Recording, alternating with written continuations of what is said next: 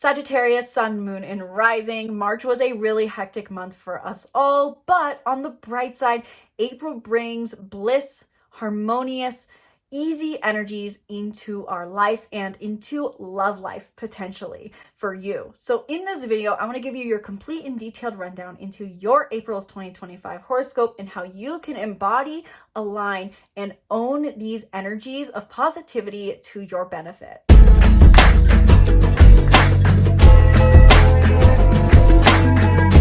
Hello and welcome back to the channel. I'm Isabelle, your spiritual rebel friend, and today we are talking about your sign's horoscope for April of 2025. I say your sign because I heard from last month, I listened, guys, you really did appreciate the longer horoscopes, but I had to find a way to make this a little more efficient. In today's video specifically, I am going to cover the major themes for Sagittarius in April, transits in April divided by theme and how they will affect Sagittarius, how the full moon in Libra will affect Sagittarius, how the new moon in Taurus will affect Sagittarius, and practical tips for Sagittarius to work with this energy in April. So Sagittarius, Sun, Moon, or Rising, if you are someone who not only wants to take in the information of astrology for April, but also know how to apply it practically to your life, watch through to the end of this video where I'm going to share some of my top tips for your sign specifically to use this energy to your benefit and for growth. And before we dive into your horoscope today, be sure to book a reading in the link in the description below, where in 1 hour we can dive deep into any and everything you need to know about the upcoming month of April, how it affects your sign and your entire chart. So not just your sun, your moon, your rising, and so much more, as well as other things that may be happening in your chart that you can utilize to your benefit to gain the things you want in life. So not only is this astrology, it's also your personology, so your Enneagram, your Myers-Briggs, and so much more. We can cover it all. Sky's the limit. This is for anyone interested in astrology, self-development, and manifestation. Learn more about readings down below. I also now offer an astrology coaching program where for just $100 a month, you get personalized monthly guidance live on Zoom call. And so if that sounds interesting to you, check out more information about my astrology coaching membership down below, and also check out any of my other offerings that I have, including my astrology bundle, where you can learn how to work through different energies in your chart practically for self-care and growth. And you can check out my Master Astrologer course, where I teach you how to become your own astrologer and deeply but simply understand the stars. In short, check out all the links in the description below. Now let's dive into your horoscope. Overall, regardless of your sign, April is a month that really does highlight our emotional needs and desire to grow, and how growing our emotional awareness affects us in many means. This is because there's a lot of Cancer and Pisces energy present in many different forms of transits, trines, and more. This really does emphasize that overall, throughout the month of April, we really are finding that to act in alignment with our emotions becomes easier. And this also works really well in alignment with our highest path of growth that is present right now, where we are all developing our empathy, compassion, and spirituality in some way or in some area of our life. Not only is there a lot of water energy present through the archetype of Cancer and Pisces that heightens the themes of emotional attunement in the month of April, but there's also some Aries and Leo energy present that has been long awaited in many ways. And this can bring a lot of motion forward in conversations and in movement we've been wanting to do in matters related to our passion, as passion and desire are both themes present within any fire sign, and in Aries and Leo specifically. This is because Mars will be entering Leo, which I'll touch on more later, but also because Mars is going to re-enter Aries. And so overall, there's this theme of fire energy present in the month of April that gives us this almost fire back in our veins, motivation coming back, and working through communication and maybe issues that were present in the past. As both these planets were retrograde at some point, what this really symbolizes, having this Aries and Leo energy present in the month of April, highlights this theme almost of moving forward not only in desire, but communicating previous issues, moving forward on previous issues, and bringing maintenance to maybe conversations or actions related to our passion, our desire, and our authenticity. And also, simply put, I would add that it seems like love is in the air this month, simply because we will have a full moon and a new moon, per usual, but in the signs of Libra and Taurus, both of which are ruled by Venus. And Venus also does a lot of movement this month. So personally, I would describe that in the month of April, a major theme is this idea of love being in the air because of both full and new moons being in the signs ruled by Venus. This brings an emphasized Venusian, if that's how you pronounce it, energy that has us assessing maybe even our love life, our love for life, and focusing on doing things that truly bring us value. And that works very hand in hand with the Aries Leo energy we have present as well, because this is about doing things that are in alignment with our heart. And this works in alignment with the Cancer Pisces energy present that is all about following our purest positive energy. So how will these major themes play out specifically for a Sagittarius sun or Sagittarius rising?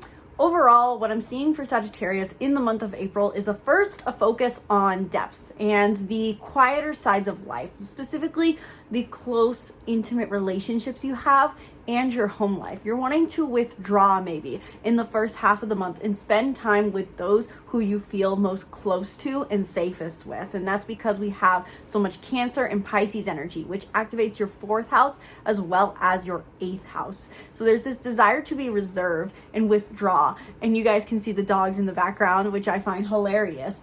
That's just Moki over here, who's very sad that his owners have left. Also, not only are you going to have a lot of focus on your close life, wanting to spend time with those who you feel closest to, but you're also going to want to, halfway through the month, this shift is going to focus more towards your pleasure, play, life enjoyment, and how you find purpose in that. So there's this 50-50 energy split, wanting to spend time with those who matter most, and then wanting to focus on your personal desire, specifically how creativity and your sense of meaning affect your personal desire. And that's when we have more energy shifting into Aries and into Leo. So that'll be a shift that happens halfway through the month. Overall, the major themes for you do revolve around your passion, I would say, and your closest connections. Like I said in the intro, we have a few energies present with Cancer and Pisces working together. That is because there are a few trines happening this month, 2 major ones that are working with Mars in Cancer and the energies that are present in the sign of Pisces, specifically Venus, the North Node, and Saturn in Pisces. On April 5th, the Moon and Mars in Cancer will form a trine to Saturn, Venus retrograde, Mercury retrograde, and the North Node in Pisces. And while it peaks on April 5th, we can feel this energy present up to at the start of April, all the way through to roughly the 18th until Mars enters Leo. What this trine really represents is this idea that we can act in alignment with our emotions, simply put, and the action we take in alignment with our emotions, with our need for nurturance, is working hand in hand with our need to grow into empathy, compassion, and spirituality. With Venus retrograde, Mercury retrograde, and the North Node, and Saturn in the sign of Pisces, all forming together in a little party. What that energy really represents in and of itself, just this Pisces energy, is that our highest growth is towards Pisces energy, compassion, spirituality, empathy, focusing on how things make us feel and how it makes others feel rather than what we do. But with Mercury retrograde here, this adds an extra level of introspection and reflecting on what exactly this means to us, trying to assess the path forward to stepping into this growth. And Venus retrograde here is adding to this, us reflecting on the value of embracing these traits. How valuable is it for me to be compassionate? What does it mean to be compassionate? What is the value of empathy? What is the value of spirituality? Venus has us assessing our values. And Saturn is, while it can be a detrimental planet, so to say, I think is adding an extra layer of discipline for us to actually sit down and think about these things, or at least a little bit of structure to these thoughts to help us think about, okay, how does empathy interact with my actual life? How does this idea of spirituality actually work within our lives?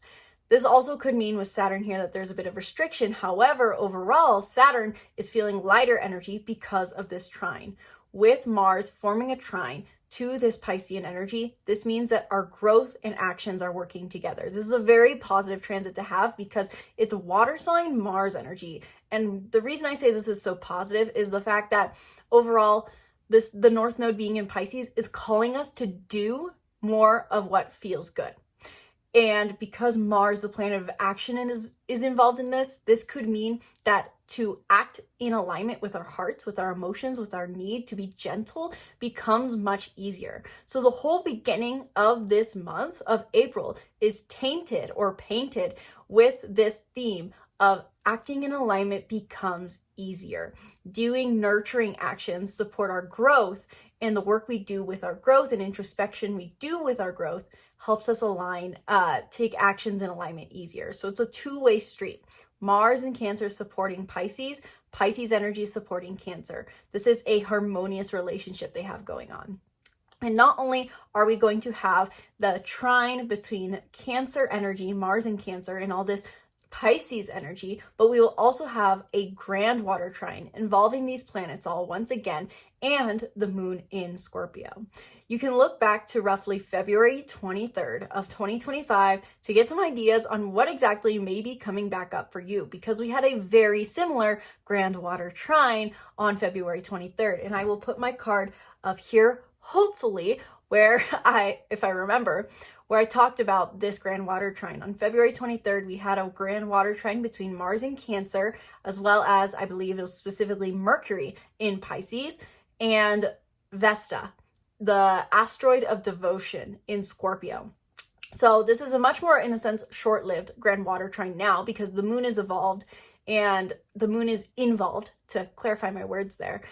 The moon is involved and the moon moves much faster. So this is a short burst grand water trine, but this also goes hand in hand with the trines we are having between Cancer and Pisces energy in general at the beginning of the month. And so when we have this grand water trine, when the moon's getting involved, it's adding that extra layer of emotional awareness, emotional depth, emotional understanding, and emotional drive to make it so that all our different forms of emotional being are on the same page to act in alignment, grow in alignment, and feel in alignment. This means our heart, our actions, and our growth, our high self, are all on the same page. This is a very positive energy to embrace. You can simply put on or around this day, feel the sense of emotional clarity on what it is you need to do to remain devoted, connected, and aware of your emotions, to act in alignment with your emotions and act in alignment with your highest self. I would definitely recommend during this day and during these grand water trines in general, to notice and pay attention to what it is you feel called to grow to, what it is you feel you need to do more of to act in alignment with your emotions, and what natural actions come up during this time. So how exactly will these Cancer Pisces trines affect you, Sagittarius? Again, this is affecting your 4th house and your 8th house. The 4th house of home and family and place of living, and your 8th house of intimate, close relationships. And so I want to clarify with the 8th house that really the 8th house oftentimes can have a lot of words associated with it. It can be, intimacy, sexuality, but also shadow work and also inheritance. And so really the theme of the 8th house in general, the overall connector of these, is the idea of shared anything, and codependency. It's the point in life we get to where we want to merge lives in some ways. And so this doesn't necessarily have to be romantic for you, but it can be. And so when we're talking about the 8th house, it can be shared finances, sharing physically, sharing mentally, sharing emotionally, sharing space. So with there being trines between your 8th house and 4th house, this means that there is potentially changes happening in your home or positive effects in your home that are positively affecting your intimate life, those shared relationships, and also shared relationships positively affecting your home life. We also have a lot of energy present in the sign of Pisces throughout the month of April, which means that, simply put, we are all starting to prioritize and focus on what our next step to growth is. Like I said in my March horoscope, there was this theme with the solar eclipse being in Aries that we know, with the North Node currently being in Pisces, that we know we need to grow into more empathy, compassion, spirituality in a certain realm of life over the next 18 months. But we had to wrap up some stuff first with Aries themes. Well, we finally wrapped up those Aries themes, and now we're getting sent more Pisces energy as a way to encourage us to focus on what our next step to growth is. Starting off specifically on April 2nd and 3rd, Venus retrograde conjuncts the North Node in Pisces, which means we are assessing the value of our growth, assessing the value of Pisces energy and how that can help us overall, grow as people. Then on April 7th, Venus retrograde is conjunct Saturn in Pisces, since Saturn and the North Node are quite literally, basically hand in hand with each other this entire month. And so when Venus retrograde is conjunct Saturn in Pisces, this can emphasize the need for discipline to assess our values, to actually sit down and focus on, okay, what do I need? It can also make us feel a bit more restricted potentially in our ability to assess what we value, feeling like there maybe is less that we value in general. And that's something to be patient with. Overall, Saturn does remind us of patience. And then more importantly, on April 7th, Mercury stations direct at 26 degrees of Pisces, which is very, very important. I think roughly, if I was going to remember off the top of my head, Mercury was last at these degrees of Pisces at the end of February, right before it entered Aries on March 3rd of 2025. It entered Aries. So you can look back to that time period. What were you trying to move forward over that period of time? Now you can finally feel that you're making that motion forward once and for all. Mercury direct in Pisces heightens your understanding, your communication, and what you are learning about empathy, compassion, and spirituality in a certain realm of life. Following suit right after, on April 12th, Venus also stations direct at specifically 24 degrees of Pisces. And what this specifically means is, again, that idea and energy of following suit. Now, after reflecting on the values of our growth, reflecting on the values of empathy, compassion, and spirituality in our lives, now we can start implementing these values and acting on these values. This could mean that you feel called to actually spend more time in solitude, or to set boundaries with people who don't prioritize your peace, or maybe even practicing more compassion and unconditional love in your romantic life, especially true for those who are Scorpio suns or rising, since this is your 5th house, and Virgo sun and rising, who this is your 7th house. On April 21st, Saturn will conjunct the true North Node, which means that we may be feeling again some of that restriction towards our highest path to growth. And on April 25th, Venus direct is conjunct Saturn in Pisces. So you can kind of see, as I say over the screen, aka it's a Pisces party. There's a lot happening in Pisces. You can go into detail into it more, but really the major theme here that is important to note is finally feeling motion forward eventually in what it is we need to do for our growth, and really focusing energy on our understanding and movement forward into learning and reflecting on the values of empathy, compassion, and spirituality, if I haven't said it enough. So how will this Pisces energy specifically affect you, Sagittarius? And I know I look funny how I'm tipping over, but that is just because we've got Moki down here who's insisting on pets right now. So multitasking at its finest. This Pisces energy means that you have an emphasis on your home life, which is where you're growing towards over the next 18 months, or roughly from until July of 2026. July of 2026, you're until then growing into your home life more, focusing more on what it means to enjoy your home life and not have to be so center stage all the time. And so with this Pisces energy present throughout the month of April for you, Sagittarius, this means that you have an emphasis on reflecting on the values, reflecting in general, introspecting, revisiting the past in matters related to your home and family, trying to find specifically what feels good for you in your home in family and how you need to grow here. As I also mentioned, we don't just have a lot of water sign energy present this month, though it is definitely very, very strong water energy. We also have some strong Aries and Leo energy. And I'm actually going to go out of chronological order as opposed to how it shows on my little screenshot here, cheat sheet summary. Mars enters Leo on April 18th. And this is very, very big because Mars has been retrograde since, I believe, December 6th. And December 6th to January 6th, that's when it was retrograde in Leo. Mars entered Leo on November 3rd, I believe. And so from November, this is basically what this means, to recap that a little better, is we can be experiencing motion forward and progress that we have been working on and waiting on since November 3rd. This is a long-awaited transit because November 3rd, you started something related to your passions, your courage, how you show up authentically around others, being more bold, being more seen, owning who you are in passionate, loving ways, acting on your passions, acting on the desire to have fun. You have been waiting to act on that. You started something there November 3rd, but then December 6th slowed that all down and made you backtrack. And then it felt like it completely went away from January 6th to February 23rd and so on, when Mars was retrograde and direct now in Cancer. When Mars finally re-enters Leo, you can start to make that progress forward towards owning the authentic self you want to be and doing things that are in alignment with your authentic self. Authenticity is a huge theme of Leo. Leo also brings up huge themes of passion, acting on passion specifically. What does it mean to act on passion to you? And look back to November. What were you starting to act on that was in alignment with your passion, play, and in love in many ways? Unconditional love, arguably. This works very well with Pisces energy. It's passionate love, joyful love. So you can finally be taking action forward there again when Mars goes direct. This is very, very big. It can feel like a huge leap forward, back on track, back on progress.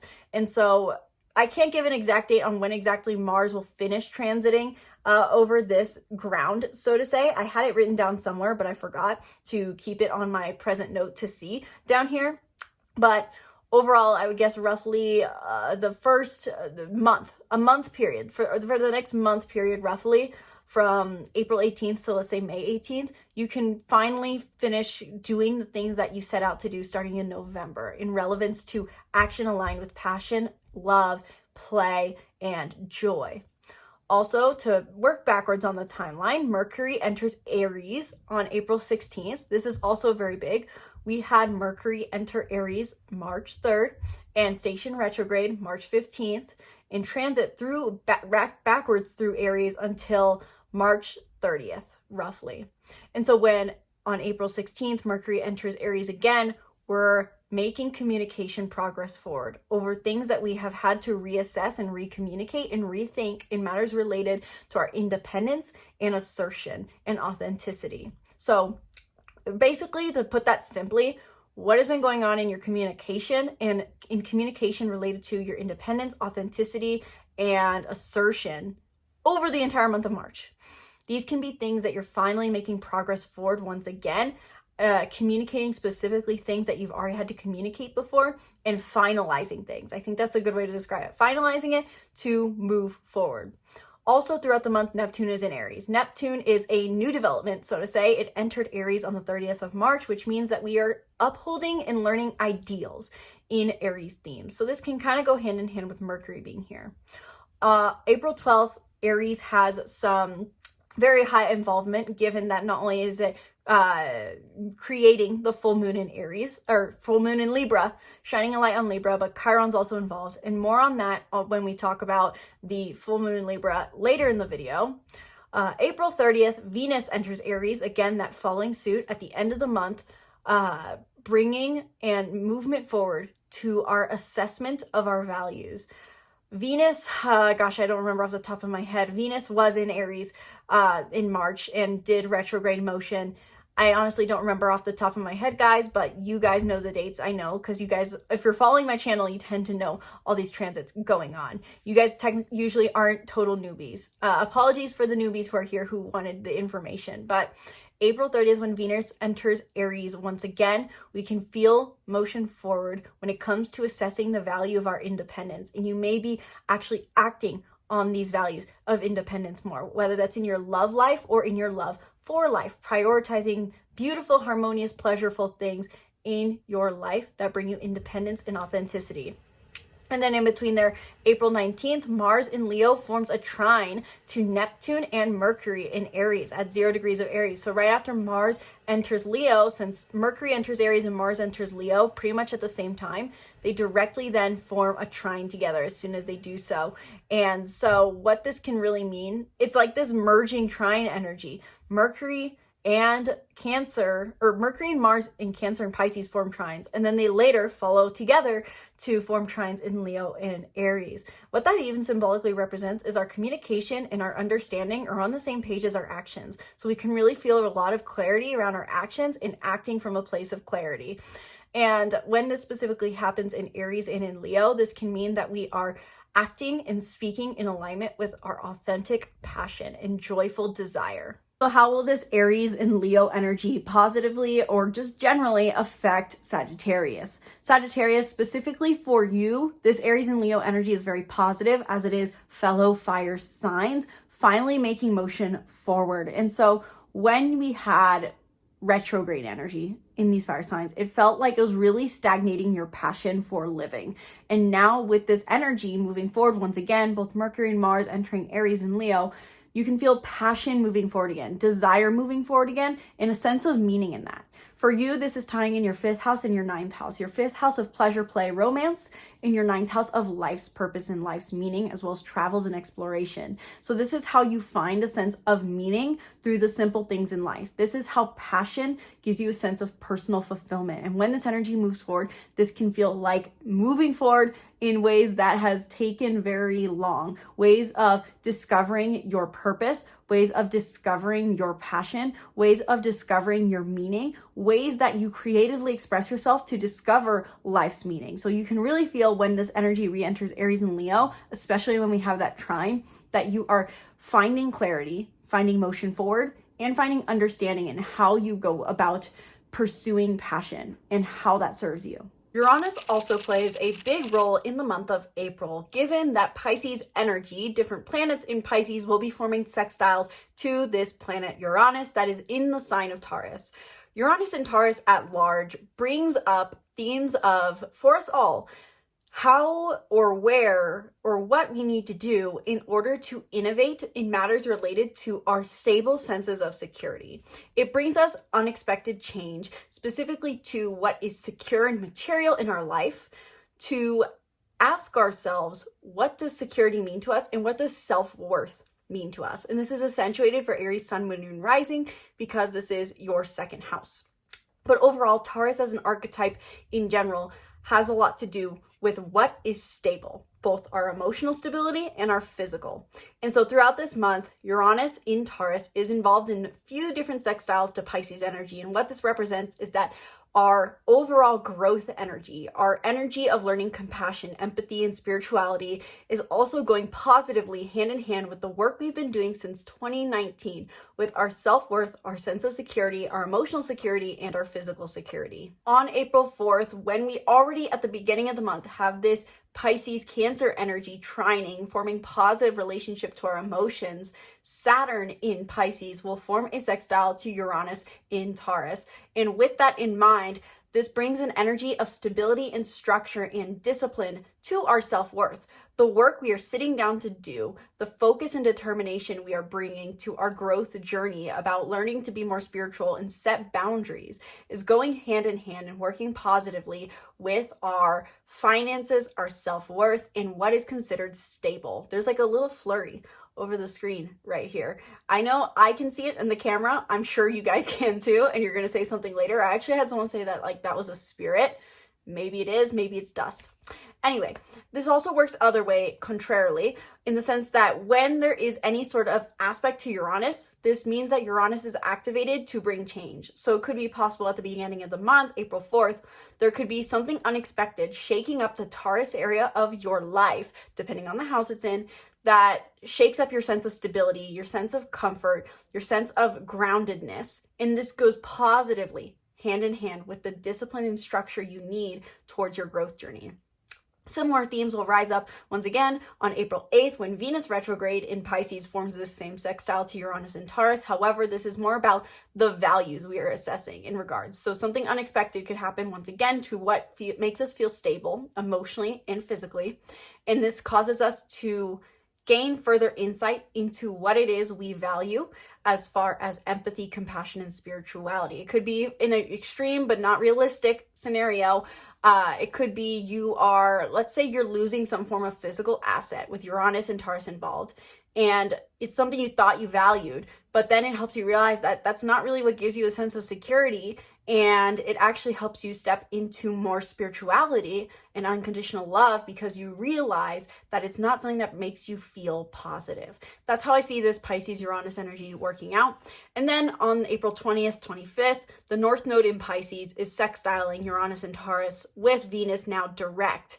And what that means is that the themes that came up around the 8th could be returning on the 20th, related to your self-worth, your value, the things that are stable. But also this is even more so in alignment with your growth because the North Node is involved. This is pushing you in a positive way towards your growth journey. Overall, I'd say because this is a sextile and because this is Pisces energy with the North Node being material gain, I would say this could be a positive shift overall in people's finances or in something that provides them a sense of security. This could be financial positivity. This could be emotional positivity. I think this is a very, very positive expression of Uranus. So how will this Uranus energy exactly play out for you, Sagittarius, Sun, and Rising? I did not mention this in my intro, I believe, talking about the major themes for you, but throughout the month, while you have a focus on relationships and then on passion and desire, throughout the month, you're going to be experiencing, likely, not guaranteed, some form of physical or mental change in your routines and health habits. Meaning specifically that Uranus is the planet of unexpected change for the sake of innovation, and with it being in your 6th house of health habits, routines, and schedules, there may be some form of shakeup to your daily routines throughout the month in a positive way though, because this works positively to Pisces energy, which is, I believe, your 4th house, if I'm remembering correctly. So you're having shifts in your daily life that help you make time for your home life. And overall, there's a theme of indulging here. I feel like with Pisces and Taurus energy specifically, they already sextile each other as they have one sign in between them. And they both focus on the enjoyment of things. They really both encompass this idea of harmony and pleasure both. But Taurus focuses on the physical and Pisces focuses on the emotional, energetics. And so for you, you can have this nice crossover between the two, coming to your home life and schedules. This could be changing your routine for the sake of spending more time at home, or having changes in your health that require you to spend more time at home for the positive. Or maybe you could even have, the possibilities are endless. The point being though, these unexpected shakeups in your schedules, routines, health, and habits is for the sake of positive change and for the sake of helping you think differently. And this is going to come into play more when we have that new moon in Taurus as well. The full moon in Libra, simply put, as basic themes, brings themes of fruition to our peace, fruition to our diplomacy, fruition to our morality, and fruition to our connections, especially for those who are Aries, and this is their 7th house. Overall, I do think the fact that the South Node has been in Libra plays a very important role in this full moon, since it's tied to the eclipse. How are we keeping the peace for the sake of peace, but it was really causing inner conflict? And how is it not in alignment with our authenticity? That was a theme from mid-2023 till 2025. And so with this full moon being in Libra, tied to an eclipse that is wrapping up themes related to this North and South Node journey around authenticity, we may feel that we're finally experiencing the fruitions of this is what connection and peace should really mean, under the basis of the changes I've finally initiated in matters related to my independent self, my authentic self, and being more assertive with who I am. So the full moon in Libra brings this fruition to this story. There's also a few other things involved that also accentuate this theme as well, of being tied to Aries energy, which I mentioned in my my Aries section probably. The Aries sun, which creates the full moon, is conjunct Chiron. But the practical advice I'd give to this, given how many different interpretations I'm seeing right now, is that our wounds are involved in this. In order to find that completion, in order to find that connection and harmony that we're wanting to bring to fruition, to release the final themes of all this eclipse energy in Aries, we have to identify that there may still be, or was, wounds in our life associated with this independence, assertion, and authenticity that we've been embracing. So this could be a time to own, in a sense, your wounds, not for the sake of self-pity, but to accept yourself so that you can form true connections. That's what my intuition kind of tells me the interpretation is on this, even though there's a few different things that could play out as well. Again, more on that when I do a video on the full moon in Libra. but also there is a square to Mars involved. And this is a very big theme in a sense because Mars is involved with a lot of positive trines throughout the month, but also the new moon, which I'll talk about in a minute, is also squaring Mars as well. So there's a square to Mars in both cases. And what that means is that these full moons and new moons are really not a time to take action. And this accentuates even further that the full and new moon this month are in Libra and Taurus. Both these signs are ruled by Venus, which is Mars's counterpart. Mars is action, Venus is receiving. Mars is masculine, Venus is feminine. And so I think this is really an opportunity and invitation, regardless of the Chiron themes that are showing up, to really own your femininity, which doesn't necessarily mean in appearance. It's about becoming and being in the receptive mode, allowing yourself to soften and maybe not take action. This is a month full of a lot of action where we're taking aligned action. The full and new moon act as like, ad breaks or commercial breaks to tell us, okay, just soften, relax, and be in a state of receiving. And it's very possible something will come out with that. After all, a full moon in Libra overall does mean a fulfillment of luxury, a fulfillment of connection, a fulfillment of harmony, regardless of Chiron being involved. It just means that maybe there are wounds also coming up to be aware of. This could also mean it is the wounded healer. So maybe we are healing wounds in others associated with independence, assertion, authenticity, because you've recently initiated something here. And maybe someone needs that piece of advice. And on the same day, Venus stations direct in the sign of Pisces, I believe at like 26 or 24 degrees of Pisces. And this also means that Venus, which is ruling over this moon, moving direct at the same time means that we are acting, or not acting, but being in alignment. So maybe tapping into that energy of compassion, empathy, and softening. Again, that could be this idea of the wounded healer, maybe healing others or giving yourself that compassion. So how will the full moon in Libra affect you, Sagittarius? For you, this is your 11th house, if I'm remembering correctly. And what this means is that you're experiencing culminations in your sense of purpose and why you are here. The 11th house, once again, is really the question of what is your individual purpose? Why are you uniquely here on Earth? And so this is why words often associated with the 11th house is community, because community gives us that sense of purpose, but not just community, big aspirations, because when we aspire to something to make an impact, we feel a sense of purpose as well. So this has to do with your community, your aspirations, but at the root, your purpose. You can experience a positive culmination in your purpose here, but one that doesn't necessarily require action. Specifically, it may not go well hand in hand with the maybe inner work you've been doing or what you've been doing with your relationships. This may put you on more of a collective scale, more of a community focus in more superficial ways that align with your purpose, but maybe don't cultivate as much depth in the moment as you have been seeking throughout the month in your intimate relationships. And that's just something to pause and observe. Overall, with this full moon being in Libra in your 11th house, and with it being opposing Aries energy, both Chiron and the sun in your 5th house, you maybe have finally overcome some wounds regarding how much pleasure you allow yourself, how much life enjoyment, how you go about pursuing romance. And now that you have healed these things, you can enter the arena, so to say, of purpose as a whole human being with something to teach. Or simply put, living more individualized purpose because you have healed part of your individuality and owned yourself further. Overall, this full moon in Libra is extremely positive for you, extremely positive for community, probably a time to spend time in your community, be out in the world, try to make an impact, or even simply put, just connect to your sense of purpose. And finally, the final transit to talk about in April of 2025 is on April 27th, we will have a new moon in the sign of Taurus. Again, Taurus is Venus ruled. So really this means new beginnings associated with what we value. Taurus is also the sign in which Uranus is in. So we have been for the last 5-6 years shifting what it is we value in matters related to our security, comfort, indulgence, and emotional stability. And so this could be a new beginning revolving around these themes. It is just a minor, so to say, new moon. So maybe not necessarily having to see the huge deep meaning here, but that's how I'm personally seeing it. New moon in Taurus as general themes brings new beginnings to our comfort, new beginnings to our security, new beginnings to how we indulge, new beginnings to what feels stable. Taurus is the bull in the bubble, which is the idea of finding their own little pleasant field to be in and just staying there. So maybe this has a theme to do with what is the new bubble you need to form for yourself so that you don't pop, so to say. With that also, this new moon in Taurus forms a square to Mars in Leo, like I talked about with the full moon in Libra.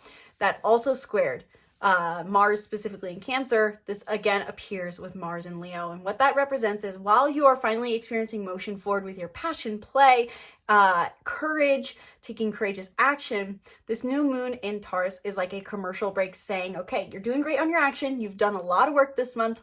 You're doing a lot. But now receive and set new intentions based off of what you want to receive. Align with your values. Again, ruled by Venus. Venus is the opposite, the other side of the coin to Mars. Mars is masculine, Venus is feminine. And so with a new moon in a Venus-ruled sign, squaring Mars, it really does accentuate this idea of focusing less on action and more on intention. And I think that is, when we're talking about new moons in general, there is sometimes the do something new approach, and then there is the set new intentions approach. I think this really leans into the set new intentions approach in the sense of send out the signals to the universe for what it is you want to receive and be, and based off of what you value, and let the universe guide you forward. It also then therefore is squaring Pluto in Aquarius, and during that therefore, I mean Mars is opposing Pluto in Aquarius. So two things happening there. With the new moon squaring Pluto in Aquarius, this means that the new beginnings that we are taking into place, that are wanting to be set in stone in our material reality, may not go in alignment with the innovative ideas we've been coming up with. Meaning that over the beginning of the year, you may have felt like, okay, I need to change this pattern. I need to be this different person. I need to innovate something in my life. I need to let go of this idea of materialism. I need to be detached. But Taurus is very material. And so the new beginning that you want to initiate may not feel in alignment with that. And given that Mars is opposing Pluto in Aquarius right now, it simply means that there's a push-pull dynamic, I think, between what is the most passionate, mundane thing for us to do versus what is the most spiritual, detached, intellectual growth version of us to do. The most human version of us and the most superhuman are at odds, so to say. And I think Taurus is basically forming as a mediary in a sense, even though it's let's back that up a little bit, actually, to explain this metaphor a little bit better. Whenever we have a square that's at 90 degrees, right? And even an opposition is two other ends of the spectrum. Mars is opposing Pluto in Aquarius. Mars in Leo, Pluto in Aquarius. What that means is that they're at a standoff. They're not seeing eye to eye. They're staring at each other, so they're seeing eye to eye technically, but they're not wanting to meet in the middle. And so we need to have something in that energy that helps us meet in the middle. In a way, how I'm seeing this, the new moon in Taurus is forming as that mediary. It's not necessarily the best mediary because it's squaring. It's not necessarily going to be this diplomatic, harmonious mediary, but it's basically standing in between the standoff saying, enough, I'm done with this. This is just what we're doing. Like a Taurus, like a stubborn bull really would be. So the new moon in Taurus is trying to be this mediary for this energy of passion versus innovation, fun versus humanity, almost, so to say, or even simply put, just follow your joy versus follow your growth is actually really how I would describe that. Following joy versus following growth. The new moon in Taurus helps us meet in the middle and say, I need to just initiate something new in alignment with my values that I've been changing, growing, and innovating. And I just need to align with the intention. Also, there is a sextile between Uranus and the North Node in Venus, still activated throughout this period, which means Venus is involved in a positive aspect to Uranus in the same sign. So focusing on, if I can really explain the connection here, Uranus rules over Aquarius. Pluto's in Aquarius in a negative aspect, but Uranus is in a positive aspect with this new moon, and Venus, the ruler of Taurus, is involved positively in this new moon. And the North Node is also involved positively. The North Node being our next highest path to growth. So it may even in a sense feel like there's an opposition, opposing views going on somewhere in your life, but it's not to let it take your attention. It's distraction almost, it seems. Because the sextile between Uranus and then the North Node in Venus activated during the same time and in the same sign and with the planetary ruler really does indicate to me that there's this focus on letting change come to you in alignment with your values and letting the universe present to you what it is you should or do truly value at your core and think differently potentially. The Taurus and Aquarius and Leo are all fixed signs, last I checked.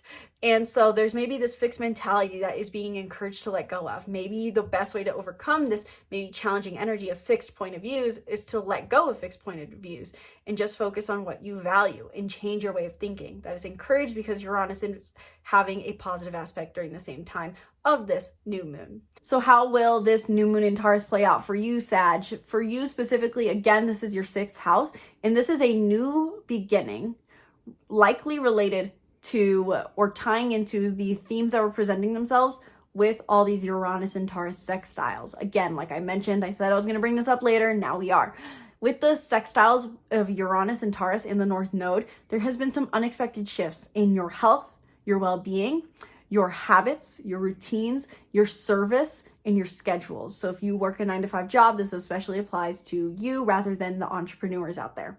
But regardless, there is changes that have been happening unexpectedly to these areas of life, your 6th house.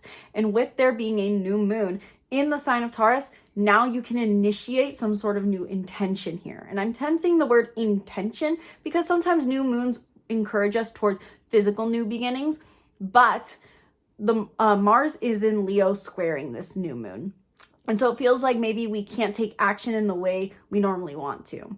I will say that a new moon in Taurus does encourage a new beginning in your health habits. So there may be still action being taken with your health habits, but it may not feel like it aligns with what you have discovered your sense of meaning is, because Mars is in Leo in your 9th house. So you maybe want to act more in alignment with your meaning, your purpose, and your personal beliefs, but you feel like the new beginnings you feel called to start in your health, wellness, and routines doesn't align with your personal beliefs. And that's something to just pause and observe. And remember that the Uranus Pisces sextile is still active during this new moon, which does really mean to me that this is our centering point. Center in on what you feel called to do in your home and routines, in the place you live, the people you live with, your family, your schedules, your health. What do you need to thrive in these areas of life? Set a new intention here, and this can be a very positive new moon for you. So with that long horoscope in mind, what do I recommend for Sagittarius in the month of April to focus on? Let's start off first and foremost talking a bit more about how these Cancer Pisces trines play out, words. I'd recommend that you guys really make time for your closest connection. And so maybe even thinking about starting with the question of, who do I feel most at home with? Who feels like my safe space? Who do I feel like I can be vulnerable with? Who I can share my heart with? Who I can wear my heart on my sleeve with? Who I can be intimate with, not just physically or romantically, but also who do you feel that you can trust? Spend time with those people. Prioritize that. And if you are a Sagittarius who doesn't feel like they have those connections, spending time in solitude in your home, in a place where you feel secure and that you can relax and go deeper into yourself can be very important. And that's because this 4th, 8th house energy can also be more of an inward journey, going into your own sense of home and doing shadow work. But if you do have close people in your life, I'd definitely recommend spending time with them in the beginning half of this month to assess how much you're valuing them. Not necessarily as in, oh, they're not bringing value, but just appreciation for the value that they bring and the vulnerability that they allow you to be in, hopefully. Not only would I recommend that probably for Sagittarius in the month of April, I'd probably also tense some of the fact that we have energy happening in Uranus, in Taurus, in your 6th house, and you're going to be initiating likely a new beginning here at the end of the month. So observe what is happening to your health, your habits, your routines, your schedules, and your services. Are there changes going on here, either physically or mentally? Are you changing your way you think about your schedules and routines? How could you change your perspective? What does a routine really serve for you? That is a question I often ask myself, and I think that could be a helpful one for Sagittarius during this month. What does a routine serve for you? How does it help you live a good life? It's hilarious that I can hear the dog snoring right now. Also with that, we do have energy moving forward in Aries and in Leo. And so with that being your 5th and your 9th house, so halfway through the month when we have this energy shift, make time, dedicate time to putting progress forward into your passion, your pleasure, and how this crosses over with your sense of personal beliefs and ideologies. Meaning, if you're going through your life, see if you can find a way to prioritize or act and think in alignment with your personal beliefs and what brings you a sense of life enjoyment. Halfway through the month, you may feel more called to do more adventurous things, to get out there, be in the world, be seen, be authentic, to go have fun, to go party, to go be with friends, and to do things that feel good to your soul. I would definitely prioritize passion in the second half of the month and really observe how this crosses over with your sense of purpose and enjoyment of life. So those are the top 3 tips I'd give for Sagittarius. There's more you could go into, re-listen to the past sections and try to note any sort of major, themes that I brought up, and that can give you further things to contemplate. In the end, that's really all we can do is contemplate and act in alignment sometimes, but stars don't dictate our future. And so in the end, you're going to be fine, Sagittarius. So let me know in the comments below, Sagittarius, did this reading resonate for you? Did I miss anything happening in the month of April? Is there anything that you're looking forward to specifically in the month of April? And do you want me to continue with these horoscopes? So this is a bit longer than my last horoscope I made, and I would love to hear your guys' feedback on if you enjoyed this horoscope, if it feels too long, if you want something shorter, if you want less detail, more detail, longer.